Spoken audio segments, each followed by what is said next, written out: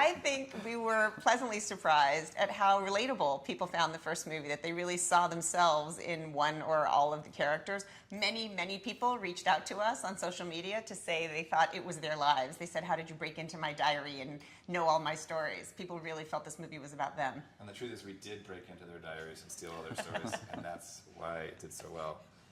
No, to be honest, we're always surprised when people see our movies. We're always pleasantly surprised that anyone shows up other than our direct family. So it was a very pleasant surprise.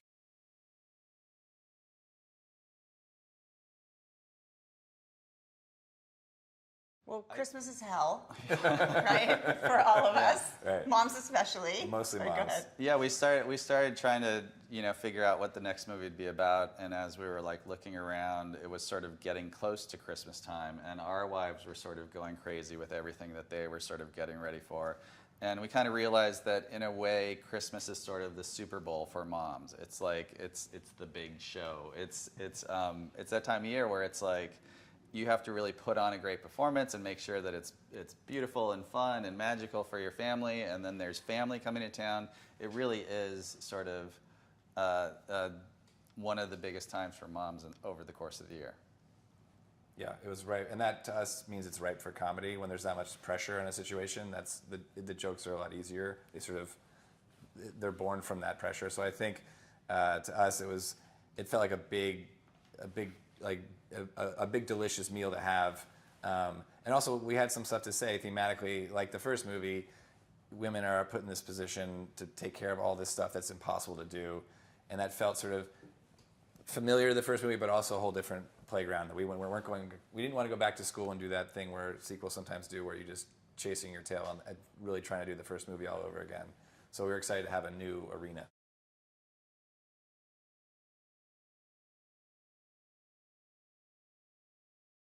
One of the best things about making a sequel is you've made one already, and you kind of have learned things that worked, maybe things that didn't work so well. So to us, I think what we learned is our audience actually really wanted an emotional movie.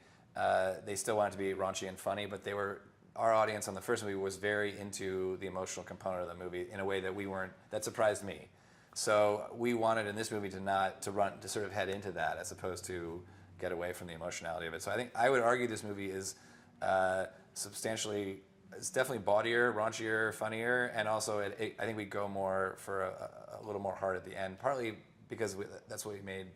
A choice we made creatively, but also because I think Christmas just brings out this thing that's like, it's Christmas. You have to have a big you can't have a sort of like dry Christmas movie. You have to have a big emotional movie. That time of year just feels like it calls for it. Well, and also the first movie was about the three girls, the three friends finding each other and coming together. And this is really about their relationship with their mom, and that core relationship with your mom, whether it's Mila and your mom pushes you too hard, or it's Kiki and she loves you too voraciously, or it's Carla and you're distant from your mom.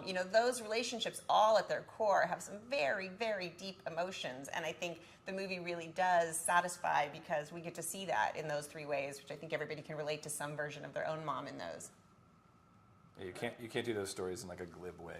Yeah, it's like because your relationship with your mom is significant. I mean, frankly, if we look back to the first movie, one of the things that people loved the best was the end credits and this conversation about moms and daughters. And one of the nicest things that happened for us when we were shooting the end credits for the first movie is all of those actresses came out of those interviews and said, I'd never had that conversation with my mom. Like, my mom had never told me she thought I was a great mom. My mom had never said she loved me in those words out loud in front of other people. And it was so meaningful for the girls, even just having the experience. And then audiences obviously loved that.